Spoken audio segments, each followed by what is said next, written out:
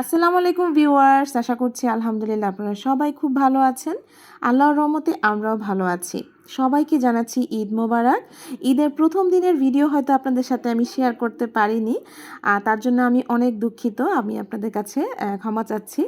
কিন্তু ঈদের দ্বিতীয় দিনের ভিডিও আপনাদের সাথে শেয়ার করছি। আজকে আমরা কোথায় কোথায় ঘুরতে গেলাম সবই ইনশাল্লাহ আপনাদের সাথে শেয়ার করব। আশা করছি এই ব্লগটা আপনাদের কাছে ভালো লাগবে। তো ব্লগটা দেখার পাশাপাশি অনুরোধ থাকবে, ব্লগটা যদি ভালো লেগে থাকে অবশ্যই ব্লগের জন্য একটা লাইক দিয়ে আপনারা ভিডিও দেখাটা কন্টিনিউ করবেন। ভিডিওটা মাঝপথে রেখেই আপনারা চলে যাবেন না বা বন্ধ করে দিবেন না, আর পুরোপুরি ভিডিওটা দেখার চেষ্টা করবেন। আশা করছি আপনাদের ভালো লাগবে। আর যদি ভিডিওটা ভালো লেগে থাকে, যারা নতুন দর্শক তাদের কাছে আমার আন্তরিকভাবে অনুরোধ থাকবে আমার ব্লগ চ্যানেলটা সাবস্ক্রাইব করে পাশে থাকার জন্য। তো এই যে আমরা চলে আসলাম 300 ফিট নীলা মার্কেট। তো আসার পর যেটা মেন রোডের পাশে না, একদম মেন রোড থেকে একটু ভিতরে যেয়েই কিন্তু এরকম মেলা বসেছে। আর এই মেলাটা কিন্তু সবসময়ই থাকে, আমি ঈদ ছাড়াও যাই তখনও এরকম থাকে। তো এর আগে হয়তো আমার ভিডিও আছে আমার ব্লগে, তো আপনারা চাইলে দেখে নিতে পারেন। তো আমরা এখানে চলে আসলাম। আসার পরই চিন্তা করলাম যেহেতু এখন একটু ভিড়টা কম আছে, সন্ধ্যার পর কিন্তু আরও হবে, তো এখন চরকিগুলো ঘুরে নেওয়া যাক। তো বাচ্চাদের জন্য নাগরদোলার টিকিট কাটা হচ্ছিল, আর এই দিকে আমি নৌকার ভিডিও করছিলাম।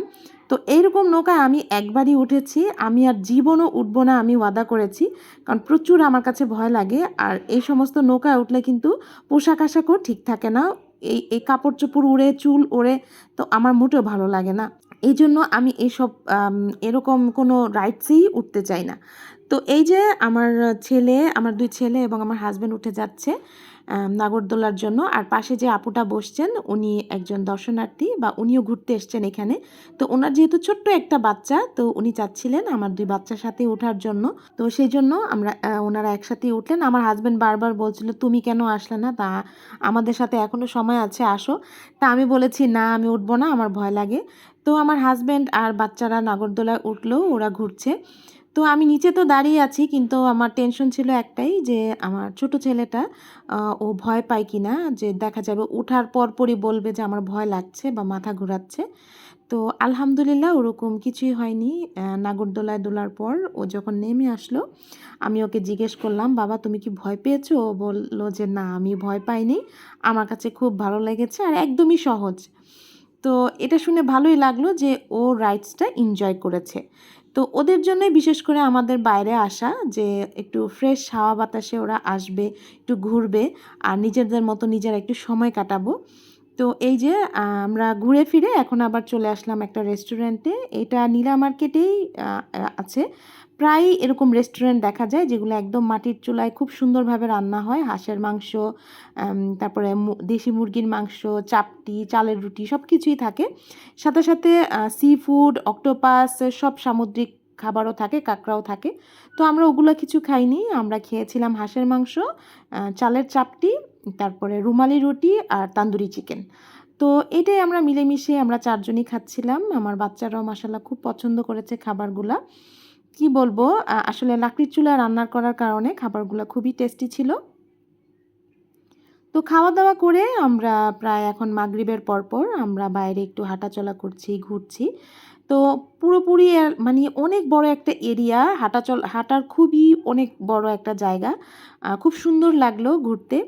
আর ঈদের পরপর যেহেতু সব বয়সের মানুষই এখানে ঘুরতে আসছিল। আর এর আগে আমি যখন এসছিলাম তখন আমি আর আমার হাজব্যান্ড একাই এসছিলাম, বাচ্চারা ছিল বাসায়, ওরা আসেনি, আমরা 2 জন বাইকে চলে এসছিলাম। তো এই যে দেখুন ফ্রেশ কাঁকড়া, মাছ, অক্টোপাস সব কিছুই এখানে আছে। যার যেটা পছন্দ হবে সাথে সাথে দেখায় দিলে তারপরে ওনারা অর্ডার করলেই ওনারা সাথে সাথে রান্না করে দিবে, আর দর্শনার্থী যারা আছে তারা খেতে পারবে। সাথে চিকেনেরও অনেক আইটেম ছিল, আরও অনেক আইটেম খাবার ছিল। আর এখানে যেটা দেখলাম, ফ্রেশ ফ্রুটসের একটা দোকান ছিল, যেখানে আপনি ফ্রুটসও খেতে পারবেন, পাশাপাশি জুসও করে দেওয়া হবে, আপনি চাইলে জুসও খেতে পারবেন। তো যারা এখানে ঘুরতে আসে মোটামুটি খুবই ভালো একটা এনজয়মেন্টের জায়গা এটা। আমার কাছে দেখতে খুবই ভালো লাগলো। আর একটু পরপরই স্টল, খালি জায়গাও আছে, ভরপুর মানুষও আছে।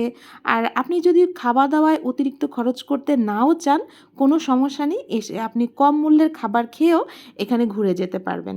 মোট কথা খুব সুন্দরভাবে একটা গ্রামের একটা দেখা এখানে গ্রামীণ একটা দৃশ্য, যে লাকড়ির চুলায় রান্নাবান্না খাওয়া। তো শহরে যেহেতু আমরা সব সময় থাকি গ্যাসের চুলায় খাওয়া দাওয়া করি আর সবাই প্রচুর ব্যস্ত থাকি, তো এখানে যেয়ে আপনারা একটু রিফ্রেশ হতে পারেন, গিয়ে একটু ঘোরাঘুরি করতে পারেন, এতে করে আপনাদের মনটাও ভালো লাগবে। আর দেখতেই পাচ্ছেন প্রচুর পরিমাণে স্টল, মানে একটু পরপর গেলেই স্টল। আর এখানে দেখতে পাচ্ছেন ফুল ফ্যামিলি এসে ওনারা ফ্যামিলি ফটো তুলছে, এটা দেখে আমার খুবই ভালো লাগছিল। তো আমি তো আমার পরিবারের সাথে এসেছি, কিন্তু আমার ইচ্ছা আমার আরও যারা পরিবারের মানুষ আছে আমরা সবাই মিলে মানে পরিবারের অনেক মানুষ মিলে আমরা আসব, সবাই মিলে এভাবে ফ্যামিলি ফটো তুলব। জানি না আমার ইচ্ছা কবে পূরণ হবে, তো আমার তো অনেক কিছুই ইচ্ছা করে। তো এই যে দেখতে পাচ্ছেন সব বয়সের মানুষই এখানে ঘুরতে এসেছে, বিশেষ করে ঈদের পরপর ছোট বাচ্চা কাচ্চা নিয়ে মানুষ ঘুরতে এসছে। তো এখানে আমার হাজব্যান্ড মালাই চা খাচ্ছিল, আর আমি যেহেতু চা বেশি একটা খাই না সেজন্য আমরা কেউ চা খাইনি, শুধু আমার হাজব্যান্ড খেয়েছে। তো এখানে আমার হাজব্যান্ড 50 টাকায় 10টি রিং নিয়েছে। এভাবে রিং ঢিলা দিয়ে দিতে হবে, যেটার উপর পড়বে সেটাই পাওয়া যাবে। তো আমাদের ভাগ্য খারাপ, আমরা কোনোটাই পাইনি। এরপর আমরা এই আঙ্কেলের আচারের দোকানে চলে এসেছিলাম। এর আগে আমি যতবারই এসেছি আঙ্কেলের দোকান থেকেই আমি আচার খেয়েছি। ওনার বিশেষত্ব হচ্ছে এই আচারগুলো সব উনি নিজের বাসায় তৈরি করেন এবং নিজেই তৈরি করেন। আর সবগুলো আচারই মাশাআল্লাহ অনেক মজা আর খেতে খুবই ভালো। তো আমি যখনই আসি ওনার আচারটা খাই। বিশেষ করে আমি বড়ই আচারটা পছন্দ করি, বড়ই আচারটাই খাই। আর এখানে আমার হাজব্যান্ড খাচ্ছিল বাদাম, যেটা তার সবসময়ই পছন্দ। আর আমার ছোট ছেলে খেয়েছিল আমসত্ত্ব, আর বড় ছেলে খেয়েছিল জলপাইয়ের আচার। তো এইভাবে আমরা আঙ্কেলের সাথে কিছুক্ষণ কথাবার্তা বলে এখান থেকে চলে আসলাম আরেকটু সামনে। তো এখানে দেখলাম গাজরের পাতা সহকারে গাজর। তো আমি কখনোই সামনাসামনি এরকম দেখিনি। তো সবজিটা দেখে আমার খুবই ভালো লাগলো, একদমই ফ্রেশ, গাছের পেঁপে, হাঁসের ডিম, কাঁচা আম, তারপরে লাউ শাক, ধনিয়া পাতা, পালং শাক, মিষ্টি কুমড়া, সাথে গাছের পেয়ারাও ছিল, লাল শাক, তারপরে এখানে আরও অনেক শাক আছে, ডাঁটা শাক। তো যারা এখানে ঘুরতে এসছে তারা মানে ফ্রেশ সবজিগুলো দেখে কিনে নিচ্ছিল। তো আমরা কিছুক্ষণ এভাবে ঘুরতে এখন প্রায় 9টা 9:30 বেজে গেছে। আমরা আরেকটা রেস্টুরেন্টে ঢুকেছি, এখানেও কিছুক্ষণ আমরা বসে কিছুটা হালকা পাতলা খাওয়া দাওয়া করে তারপর বাচ্চারা এখানে খেলছিল।